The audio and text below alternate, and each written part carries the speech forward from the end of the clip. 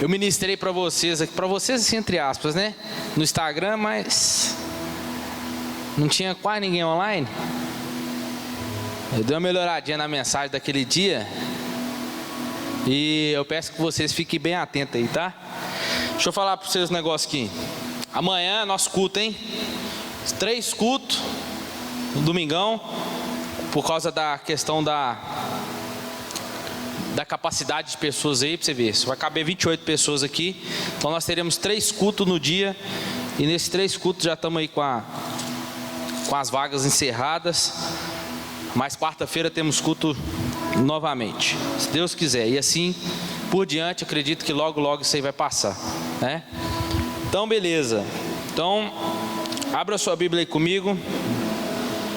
1 João capítulo 2.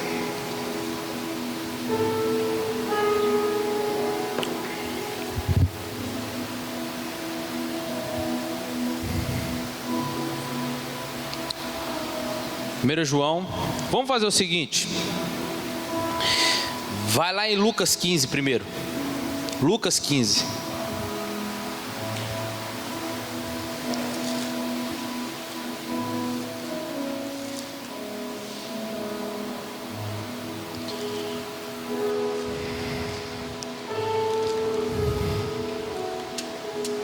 Lucas 15, uma parábola bem conhecida, no versículo 11 em diante, nós vamos ler, a parábola do filho pródigo. Depois a gente vai lá em João. Então vamos lá. Jesus continuou: certo homem tinha 2 filhos, e o mais moço deles disse ao pai: Pai, dá a minha parte dos bens que me pertencem. E o pai repartiu os bens entre os 2. Poucos dias depois, o filho mais novo, ajuntando tudo, partiu para uma terra longínqua, e ali desperdiçou seus bens, vivendo dissolutamente. Tendo ele gastado tudo, houve naquela terra uma grande fome, e começou a padecer necessidades. Então ele foi e se chegou a um dos cidadãos daquela terra, o qual mandou para os seus campos apacentar porcos. Ele desejava encher o estômago com as alfarrofas que os porcos comiam, mas ninguém lhe dava nada. Então, caindo ele em si, disse: quantos trabalhadores de meu pai têm abundância de pão, e eu aqui pereço de fome. Levantar-me-ei e irei ter com meu pai, e dir-lhe-ei: Pai, pequei contra o céu e perante ti. Já não sou digno de ser chamado teu filho, faz-me como os seus trabalhadores. Então, levantando-se, foi para seu pai. E quando ainda estava longe, viu o seu pai e se moveu de íntima compaixão, e correndo lançou-se-lhe o pescoço e o beijou. E o filho lhe disse: Pai, pequei contra o céu e perante ti, já não sou digno de ser chamado seu filho. Mas o pai disse aos seus servos: traze depressa a sua melhor roupa e vesti nele. Coloque nele um anel e as sandálias nos seus pés. Trazei também o bezerro e matai-o. Comamos e alegramos, pois este meu filho estava morto e reviveu, tinha se perdido e foi se achado. E eles começaram a se alegrar. Observação aqui agora, hein? Vocês aí atrás, hein? Estou de olho, hein? Hoje é eu que estou aqui, viu? Então vocês ficam de olho aí, viu? O filho mais velho estava no campo, e quando voltou e chegou perto de casa, ouviu uma música de danças. Chamando um dos criados, perguntou-lhe o que era aquilo, e ele lhe disse: veio o teu irmão e teu pai matou um bezerro, porque o recebeu são e salvo. Mas aquele filho se indignou e não queria entrar. Então, saindo, o pai estava com ele, mas ele respondeu ao seu pai: olha, pai, eu sirvo-te há tantos anos, sem nunca transgredir o teu mandamento, e nunca me deste um cabrito para me alegrar com os meus amigos. Vindo, porém, este teu filho, que desperdiçou os bens com as meretrizes, e tu mandaste matar para ele um bezerro? Respondeu-lhe o pai: filho, tu sempre estás comigo, e todas as minhas coisas são tuas. Mas era justo a nos alegrarmos, porque este teu irmão estava morto e reviveu, estava perdido e foi achado. Só até aí. Olha aqui, presta atenção. Quando o filho mais novo, aqui, Jesus primeiramente falando, né? Jesus está contando aqui uma parábola sobre as ovelhas, uma das ovelhas que se perdeu, as ovelhas, a ovelha que saiu de casa, saiu do seu rebanho e se perdeu. Jesus depois conta do filho que estava dentro de casa também e se foi. E depois Jesus vai contar sobre a parábola também, junto aqui da ovelha perdida, aquela mulher que tinha uma moeda e perdeu ela dentro de casa. Jesus então aqui está tratando acerca daquilo que tem valor e quando se perde. E a questão do filho mais novo aqui, que pede a herança, e quando o filho mais novo ele pede herança, ele está comprometendo a herança do filho mais velho. E escuta aqui uma coisa, só sabe ter prazer na herança o filho que já cresceu. E esse filho conhece a complacência do pai, a sua bondade, o conhece, mas ele conhecendo o pai, ele usa para benefício próprio tudo isso que o pai tem, e isso aponta a falta de responsabilidade do filho. O filho mais velho também tem virtudes, e um deles é que ele tem deveres com seu pai, mesmo sendo filho. Só que este filho mais velho, ele vai querer ganhar o pai, ou conquistar o pai através do seu serviço. O tanto que eu faço, é o tanto que o pai vai olhar para mim. O filho está querendo comprar o amor do pai, ou o favor do pai através do trabalho. E diga, então qual dos filhos está certo? Nenhum dos dois. A gente sempre conta a história do filho pródigo, mas a gente esquece do filho que ficou dentro de casa, que tinha tudo, mas queria conquistar o amor do pai por aquilo que ele fazia. Parecido comigo e com você. A gente às vezes julga aquele que saiu daqui de dentro, saiu tudo, mas talvez nós que ficamos aqui dentro queremos conquistar o pai por aquilo, o tanto que eu oro, o quanto eu jejuo, o quanto eu me consagro, o quanto eu faço aqui dentro para Deus. E aí Deus vai olhar mais para mim do que aquele que saiu. Não, os dois estão errados. Motivação errada. A palavra motivação do latim é mover, é aquilo que está fazendo você se mover de forma errada. Então entenda uma coisa, Edgar, então me explica, como então que temos que deixar de ser um dos filhos, sendo o filho que conta a história, sendo o filho que conta história. Qual é o filho que está contando a história? O Filho de Deus. E Jesus faz esse parâmetro aqui para nos ensinar isso. Não é sobre a ovelha da parábola que se foi, mas é sobre o pastor que foi atrás da ovelha buscar ela. Não foi o porquê eu perdi a dracma, foi quando eu a encontrei. Não foi sobre o filho que ficou e o filho que se foi, mas sobre a quem eu estou buscando aparecer referente a isso. O filho que nos conta essa história. E agora você pula lá para 1 João capítulo 2, versículo... Deixa eu ver. Espera aí, segura aí. 1 João 2,7 diz: Amados, eu não lhes escrevo um mandamento novo, mas um mandamento antigo, que vocês tiveram desde o princípio, e esse mandamento antigo é a palavra que vocês estão ouvindo. Agora pode ir lá para João. 1 João capítulo 2. Você vai ver que tem a ver com o que nós estamos iniciando dizendo aqui. Vou fazer vamos parafrasear o texto aqui junto com 1 João. 1 João capítulo 2, versículo 14. Não, vamos ler a partir do versículo 12, melhor. 1 João capítulo 2, versículo 12. Filhinhos, eu vos escrevo porque os vossos pecados são perdoados por causa do seu nome. Pais, eu vos escrevo porque conhecestes aquele que é desde o princípio. Jovens, eu vos escrevo porque vencestes o maligno. Eu vos escrevi, meninos, porque conhecestes o Pai. Eu vos escrevi, pais, porque já conheceste aquele que é desde o princípio. Eu vos escrevi, jovens, porque sois fortes e a palavra de Deus está em vós e já vencestes o maligno. Vamos lá entender. Quando a gente pega esse texto para ler, a gente dá a entender que João está falando para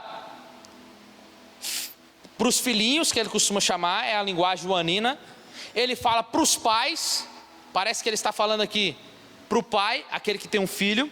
Ele está falando para os jovens, aqui. E nós já ouvimos em muitos congressos, igrejas usando esse texto, serem jovens, eu vos escrevi porque sois fortes e já venceste o maligno. Mas a linguagem que João está usando para nós aqui, não é sobre departamentos ou sobre pais. João está escrevendo para nós aqui sobre a faixa etária de pessoas na igreja, níveis de maturidade dentro da igreja. Filhinhos, eu vou falar daqui a pouco, pais e jovens. Mas o que é maturidade? Quando a gente olha, fala para o Iverson, tem 20 anos nas costas. Aí você fala, ó, cresceu, né? Aí alguns viram, a mãe talvez vira e fala assim, cresceu só se for no tamanho, porque a cabeça, não é? E as mulheres falam, né, que os homens são mais o quê? Amadurece mais devagar, não é? Mas o que é maturidade? Essa palavra maturidade ainda é a palavra maduro, que é uma palavra usada para indicar o estágio perfeito de uma fruta. E o maduro, aquela pessoa madura, não faz somente o que é certo, com outras práticas que também são corretas. Muitos fazem o que é correto, porém não sabem equilibrar suas ações com outras verdades. Maturidade é aprender a ter equilíbrio. Maturidade é aprender a entender que não é nada sobre mim. Isso é maturidade. Maturidade não é entender e olhar para mim e falar eu estou cheio, eu sou cheio do Espírito, mas maturidade é entender que ser cheio do Espírito Santo é o quanto Ele tem de mim. Isso é ser cheio do Espírito. Porque você não sabe a dimensão do Espírito, você fala eu estou cheio. E qual é a amplitude, a expansão do Espírito para você dizer que você está cheio dele? Mas Ele sabe qual é o seu tamanho, a dimensão e expansão sua, a qual Ele pode encher você. Maturidade tem a ver com crescimento, e só cresce quem nasceu, no caso espiritual, só cresce quem nasceu de novo. Tempo de igreja não é sinônimo de maturidade. Conhecimento não significa maturidade. Dons não significa maturidade. Não significa. Maturidade tem a ver muito mais com o caráter de Cristo em nós. Fruto do Espírito. A gente olha para um crente, talvez um jovem, e fala, olha lá como é que ele fala em línguas. Olha lá como é que Deus usa ele profecia. Olha lá como é que Deus usa ele tem dons. A gente olha o estereótipo, mas e o interior? Tem dons, fala em línguas, flui nos dons, mas dentro de casa responde a mãe, responde o pai, não ajuda dentro de casa, não lava a vasilha, não ajuda a mãe a passar uma vassoura na casa. Quando a mãe pede é motivo de briga, não quer sair para procurar um emprego para trabalhar, mas também não quer ajudar com nada dentro de casa. O que adianta? O que adianta tocar, cantar, fluir, aparecer para o outro e dizer que está maduro? Mas só sua mãe e seu pai sabem se você está maduro ou não. Meu filho é assim lá, você tem que ver ele aqui em casa, pastor. Se eu tinha que vir para cá, faz um culto aqui para você ver. Que ele muda todinho. Então entenda, maturidade tem a ver muito mais com o caráter de Cristo em nós, conforme Paulo diz em Efésios 4,13. Até que todos cheguemos à unidade da fé e do pleno conhecimento do Filho de Deus, ao estado de pessoa madura, à medida da estatura. Qual é o padrão? Cristo, para que não mais sejamos como crianças, arrastados pelas ondas e levados de um lado para o outro por qualquer vento de doutrina, pela artimanha das pessoas, pela astúcia com que induzem ao erro, mas seguindo a verdade e amor, cresçamos em tudo naquele que é o cabeça, Cristo. Eu não sou seu padrão, o Wallace não é seu padrão, a amiga sua não é seu padrão, o amigo seu da sua escola ou da sua faculdade, onde você estiver. O pastor do Instagram não é o seu padrão. O seu padrão é Cristo. A sua estatura para você chegar é Cristo. Imagina que tivesse um comprimento aqui, uma régua vamos supor, de 3 metros. E nessa régua, Cristo estivesse aqui, nessa régua. E você tem que chegar do lado e dizer: estou quase lá. Por quê? Porque o padrão é Ele. A estatura perfeita é Ele. Então eu tenho que buscar ser padrão dEle. O crescimento tem que vir e chegar até Ele. Então, como é que eu aprendo isso mais ainda para a gente entrar nesse texto aqui? É o que Paulo fala em Romanos, capítulo 8, versículo 14 ao 16. Paulo vai dizer que os filhos, eu gosto demais desse texto, pois todos os que são guiados pelo Espírito de Deus, são filhos de Deus.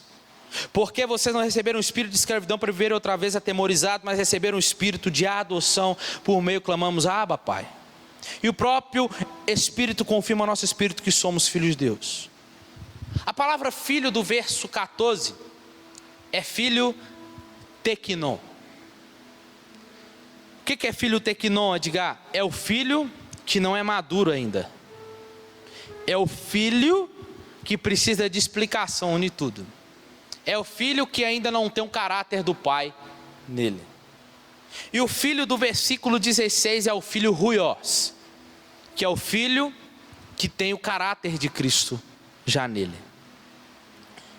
Esse filho maduro, o ruios, ele não precisa viver atrás de profetas, de revelações. Como já vi pessoas aqui dentro da igreja, não está mais aqui, mas falou assim: eu vou sair dessa igreja. Por quê? Porque aqui não revela, porque aqui não fala em línguas. Não fala aqui, mas fala aqui, no meu quarto. Mas a palavra que é revelada, ela é a profecia aberta aqui. Ela, quando estou falando, o profeta está falando, e a palavra é de Deus. Isso é uma profecia também. Então entenda, filhos maduros não vivem atrás de profecia. Porque segundo a carta de 1 Coríntios capítulo 12, o Paulo diz que todos podem ter esse dom. Buscai com zelo os dons espirituais, principalmente os de profecia. Aí o Espírito vai dar conforme lhe apraz.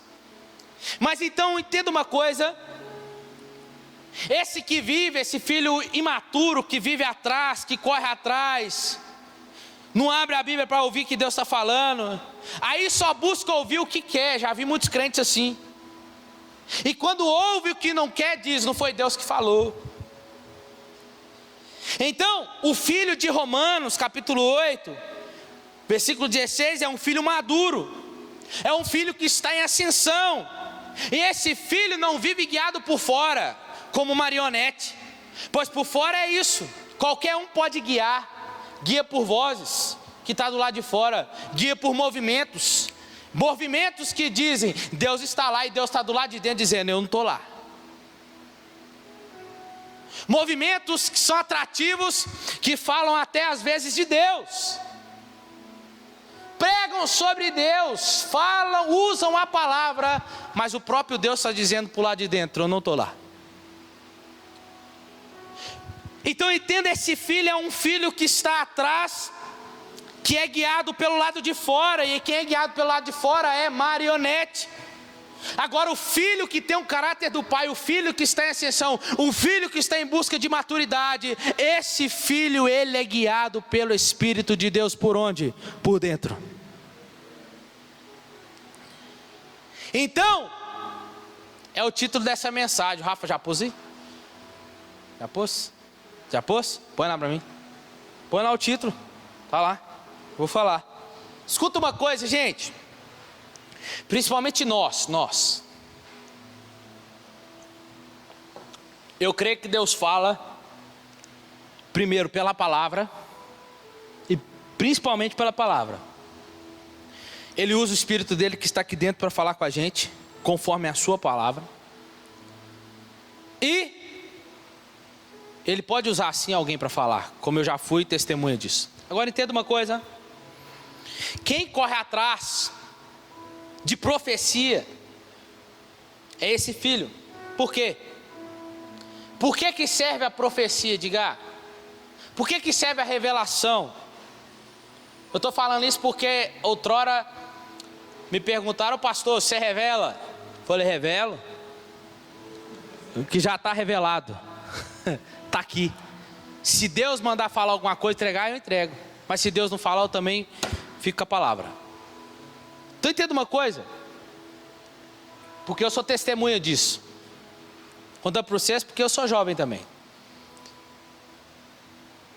O Espírito Santo está dentro, e Ele fala com você a todo instante, basta você dar ouvido ou não. A profecia, ela serve para te alertar do lado de fora, e ela só vem porque você não está dando ouvido do lado de dentro. Todas as vezes que Deus vai usar o profeta, é para alertar você do lado de fora, porque é Deus dizendo para você, eu estou tentando falar com você do lado de dentro, mas se você não está ouvindo, eu preciso te chamar para o lado de fora, para ver se você acorda. Aí quando você fala, oh, mas não é verdade, não era que eu estava pensando nisso? Não é que você está pensando não, é o próprio Espírito que estava te impulsionando a você fazer. Certa vez eu estava no Carisma, no seminário lá, e a gente começa a estudar, aí eu falei assim, eu preciso orar. Eu estou precisando orar, eu tenho que orar. E eu comecei a ficar na escola de oração. Depois eu parei, depois são 2 anos direto, no primeiro ano eu estava todo na escola de oração. Depois, aí assumi a igreja, falei, quer saber, eu quero ir embora, vou ficar na escola de oração não. Só que eu chegava em casa, a Cecília estava nova, não tinha tempo para orar, não tinha às vezes tempo para estudar, tinha que ajudar lá, e aquele trem correria. E eu falava com Deus, seu Deus, eu preciso orar, eu tenho que orar.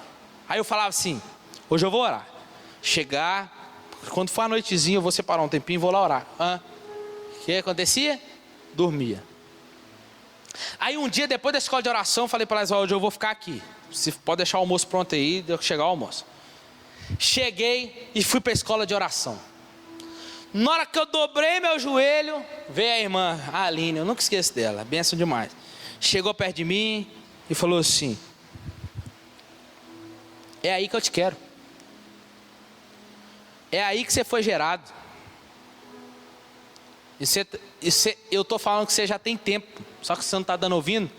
Por isso que eu trouxe minha filha aqui, para te chamar a atenção. Porque é assim que eu te gerei, é assim que eu quero você. Orando no secreto.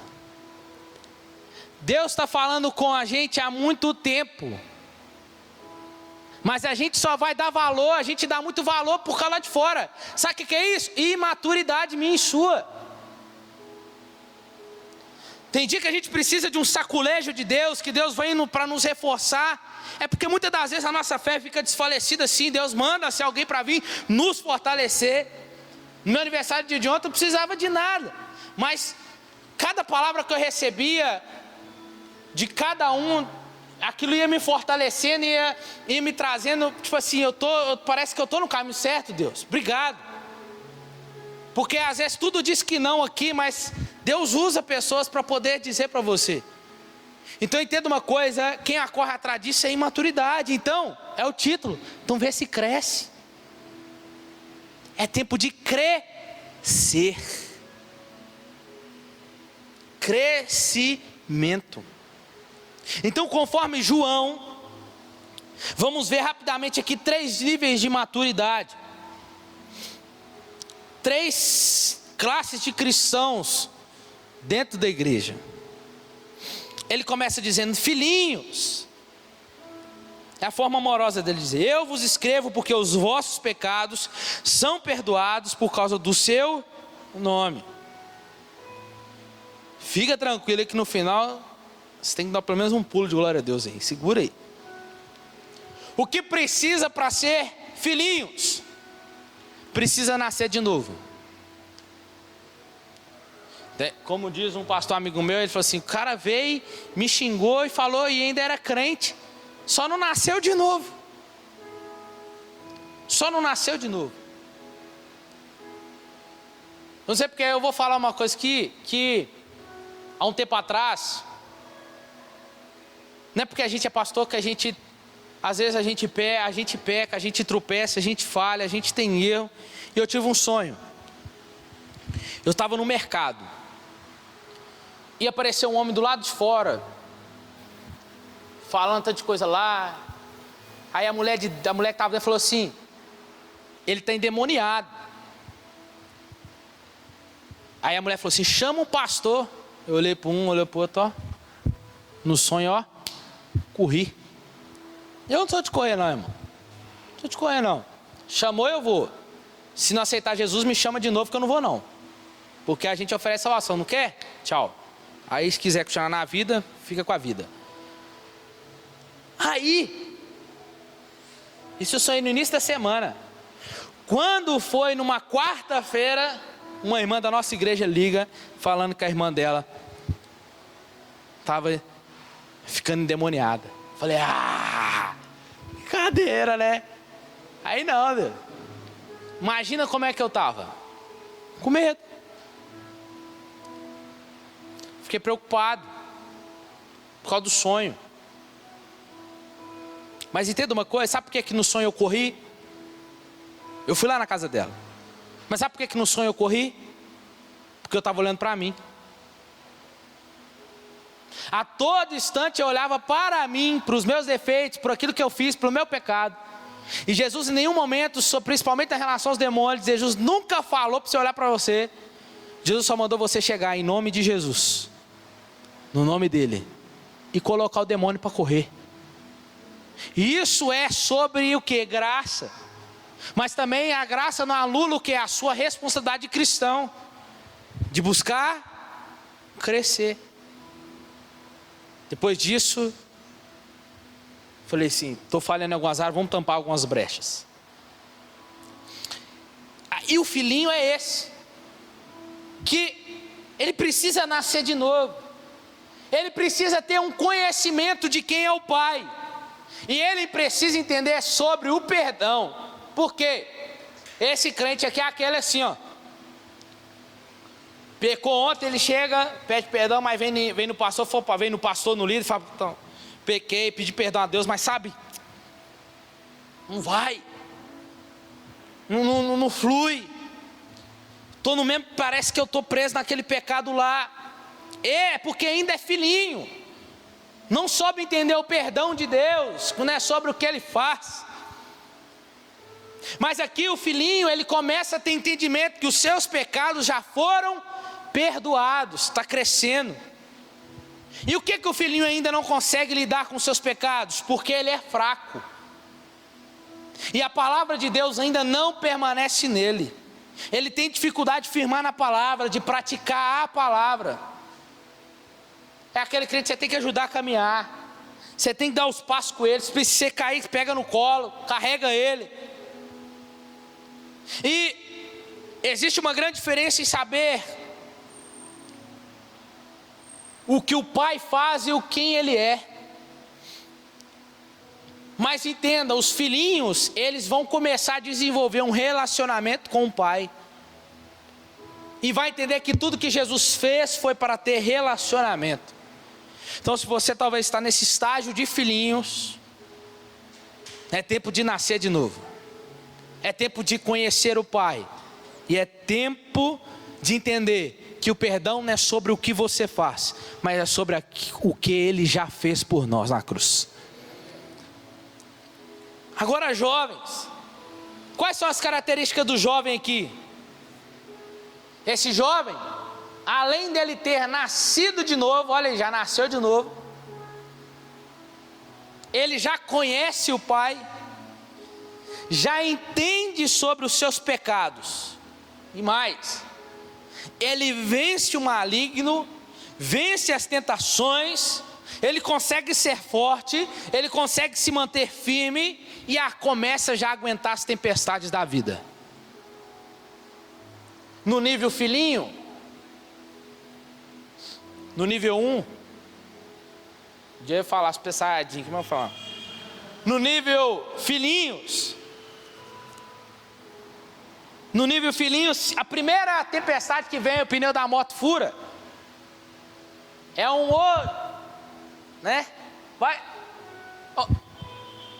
é um palavrão daqui ou outro colar, no nível filhinho.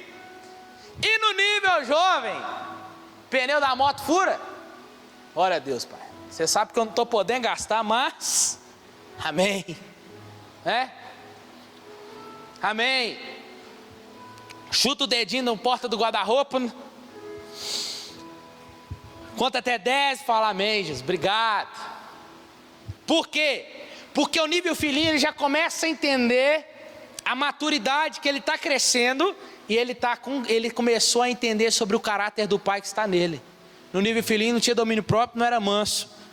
No nível jovem começa a ter domínio próprio, segura a língua, xingava, não xinga mais, falava palavrão, não fala mais. No nível jovem ele começa agora a aguentar essas tempestades. Por quê? Porque a palavra de Deus já permanece dele, e aquilo que ele está ouvindo permanece, não é mais levado. Ele começa a ser uma terra, não a terra onde o semeador passa, conforme a palavra de Jesus, passa, joga onde tem uma terra cheia de pedra, ele fica ali, mas vem a ave e leva embora. Ele já não é mais esse, é aquele quando o semeador passa, joga a semente germina, começa a brotar e começa a dar uma linda árvore. É sobre essa terra. E o que o crente ou o jovem nesse estágio não alcançou? Ainda ele não conhece o Pai profundamente. Ele tem um conhecimento raso ainda de quem o Pai é. Ele ainda não teve filhos na fé ainda. E por isso que João fala nesse outro estágio que nós vamos falar.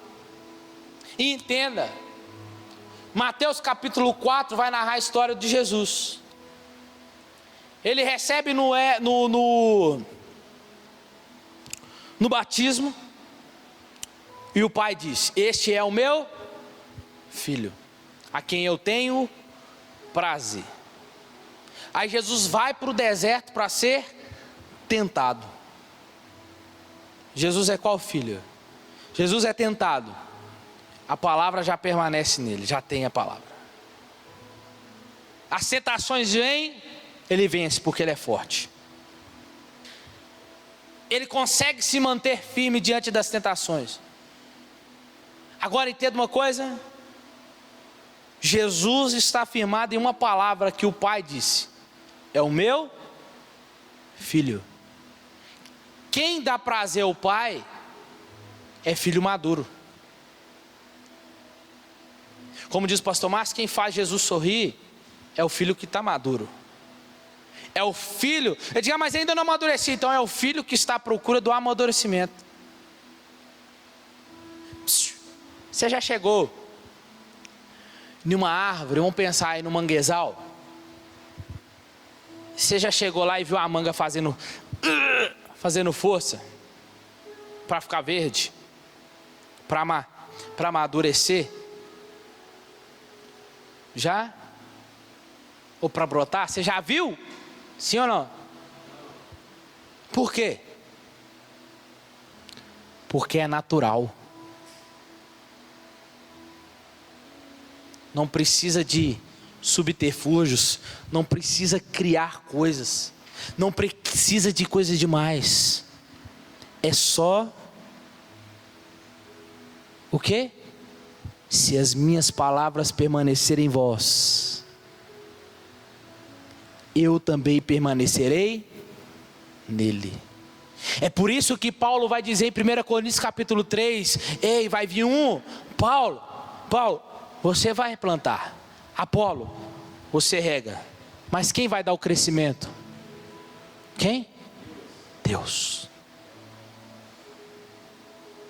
Mas se a minha predisposição, a minha atitude, o meu posicionamento estiver, como diz Paulo, largando as coisas de menino. Quando eu era menino, eu fazia as coisas de menino, mas agora que eu cresci, eu busco, não é mais leite materno, eu busco agora é o quê? É uma feijoada, é tutano, porque eu estou crescendo. As minhas atitudes vai dizendo de quem eu estou me tornando. Então não dá para entregar responsabilidades nas mãos de filhinhos, mas já dá para entregar a responsabilidade na mão, no segundo estágio dos jovens, desse filho que está amadurecendo, está quase amarelinho já. Terceiro, ele diz: pais, eu vos escrevo porque conheceste aquele que é desde o princípio. Esse estágio é o maduro. Você, escuta uma coisa, deixa eu falar para você uma coisa aqui. Você nunca vai saber se está maduro. Nunca. Deus sim. Eu falei isso para o Juninho uma vez. Gênesis capítulo...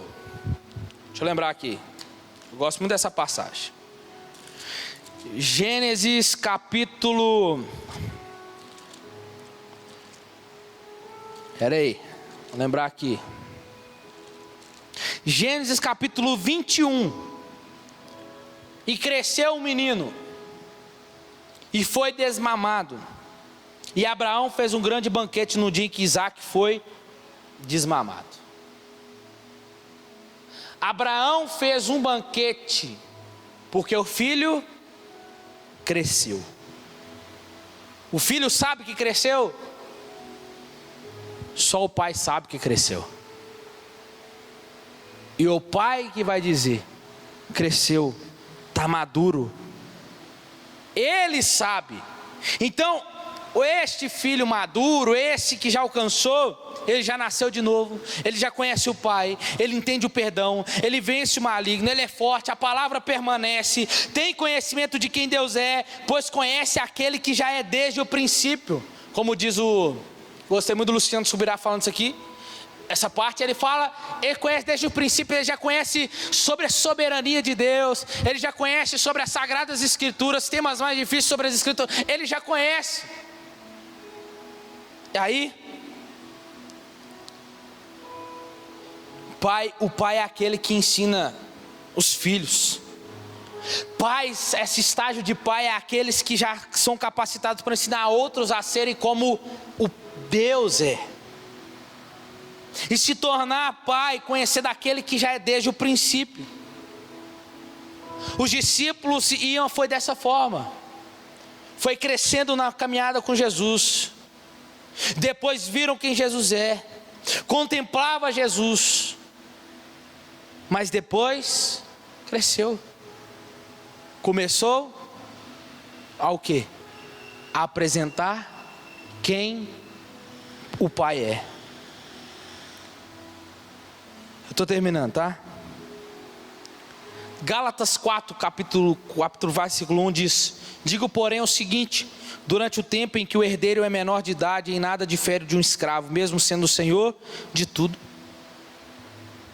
Aqui o apóstolo Paulo está dizendo sobre o filho que nós lemos lá no início, o filho imaturo, o filho pródigo, que pegou a herança fora do tempo. E ele não difere de um escravo que ainda não pode receber, não é tempo. É como a gente, Queremos um carro, queremos uma moto, mas não temos ainda a idade certa e ainda nem carteira. Não temos maturidade. Então, se o pai der, o pai é mais imaturo quanto o filho. E se o pai der, entende. O pai sabe que se der isso para o filho, vai matar o filho. Por quê? Fora do tempo. Então é por isso que Deus não te deu aquilo ainda que você tanto deseja. Porque você talvez ainda está imaturo. Precisa crescer. O filho maduro não pega herança fora do tempo. A herança são para maduros. Então precisamos crescer e crescer em Deus. Então entendamos uma coisa. Isso aqui é lindo. Que uma das principais características do seu crescimento natural, que você percebe, qual é? Qual é? Cresci. Estou namorando. Começo a trabalhar. Meu pai e minha mãe já não compram mais o meu antitranspirante, a roupa que eu quero. Agora eu que compro a roupa que eu quero, o antitranspirante que eu desejo. Vou tirar a carteira porque eu que estou pagando. Porque agora, o que você está demonstrando para os seus pais? Que você cresceu e que você está se tornando independente. Não depende mais deles. Então, uma das principais características do seu crescimento natural é a independência. E a maior característica que você está crescendo espiritualmente é o quê? É que quanto mais você cresce, é o contrário, mais dependente de Deus você fica. Se na sua vida natural você depende dos seus pais para crescer, e quando você cresce você não quer mais saber deles, na sua vida espiritual é diferente. Quanto mais eu cresço espiritualmente, não é correr, mais aproximo dele. Porque isso é sinal de crescimento, depender do seu pai. Então quanto mais você cresce em Deus, mais dependente dele você fica. Alcançar maturidade leva tempo. Como diz o Juninho, crescer dói. Já viu aquele ditado que fala assim: mãe, eu estou sentindo dor nos meus ossos. Ah, filho, calma, é porque você está crescendo. Dói. Você viu você crescendo? Você viu? Eu não estou vendo a Cecília crescendo. Eu estou vendo ela crescendo, mas ela não sabe que ela está crescendo, melhor dizendo. Eu olho para ela e falo: menina, vai devagar. Você está muito rápida, você está crescendo. Mas ela não sabe que está crescendo. Porque só o pai sabe que o filho está crescendo. É por isso que o pai está tirando coisas, nem estava na mensagem, mas é por isso que o pai está tirando certas coisas de você, porque faz parte do seu tempo de criança. E ele está dizendo: eu vou tirar isso aqui porque senão você não cresce. E eu quero que você cresça.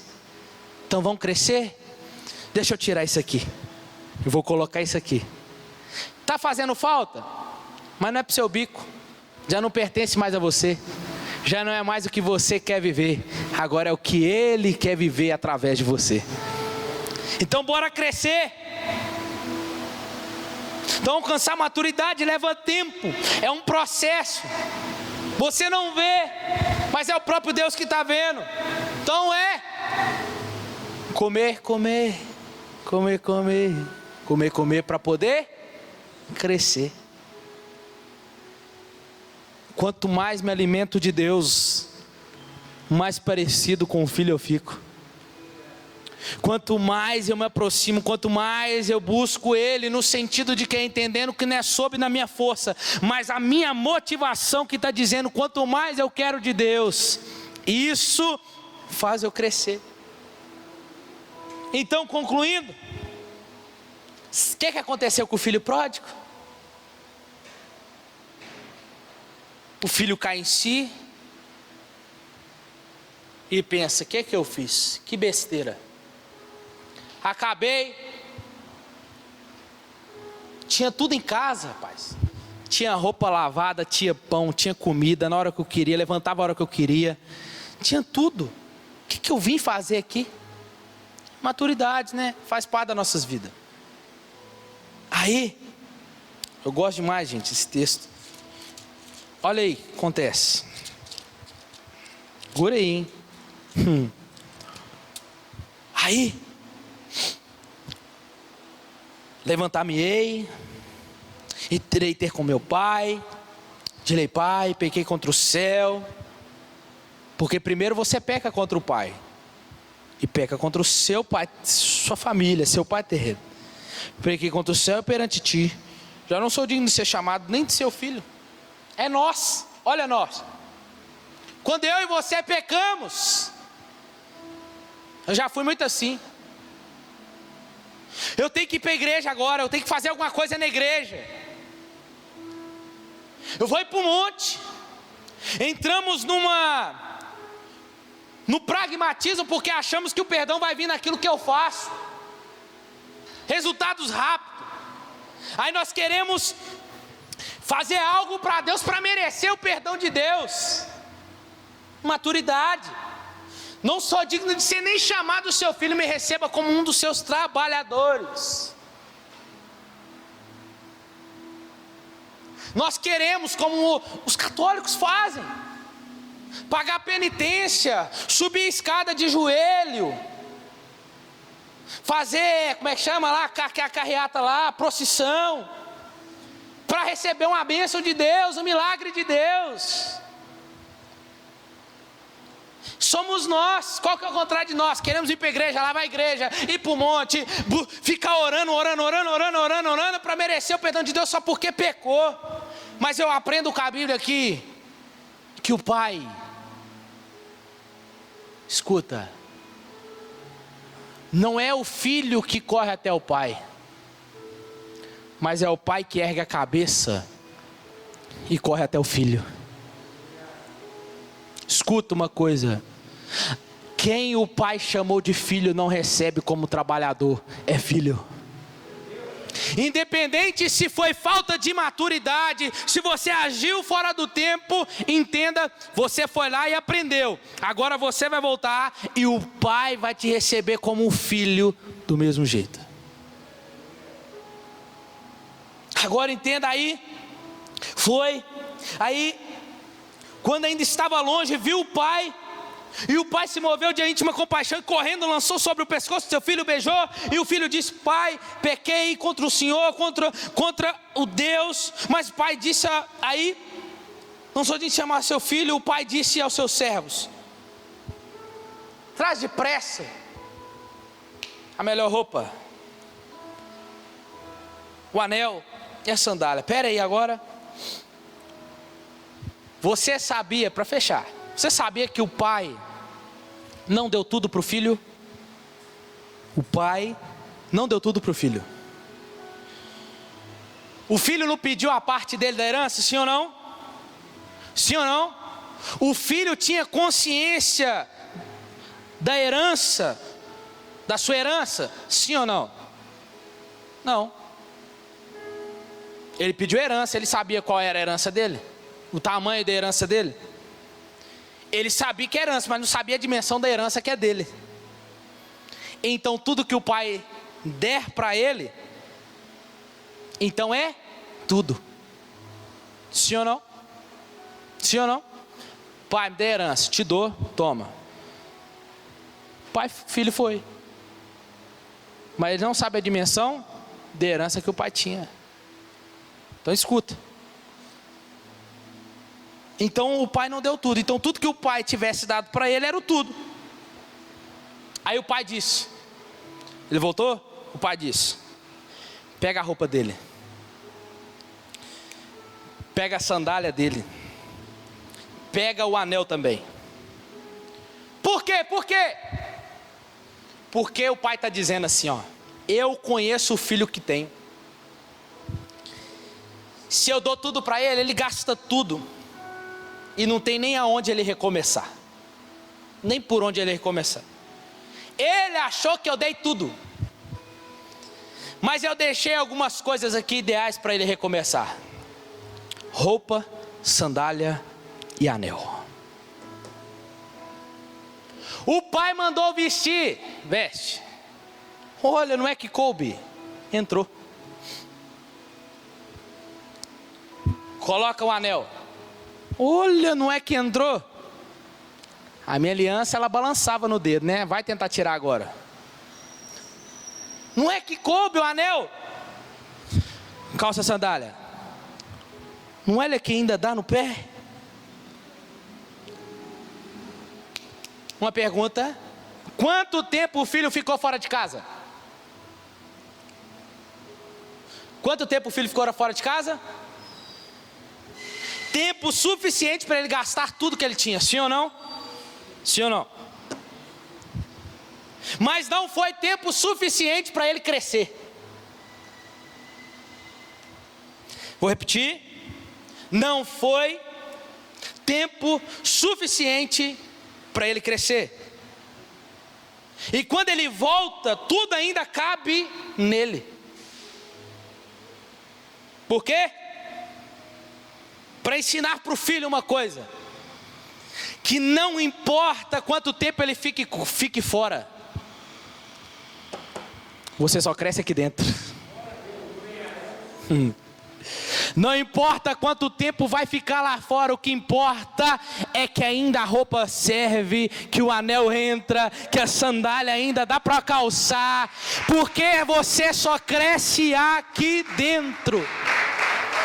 Não tem crescimento fora de Jesus. Qual que é o interesse do Pai Celeste? É que você se torne esse filho que está contando a história. Amém? Vamos ver se cresce. Fica de pé, vamos orar.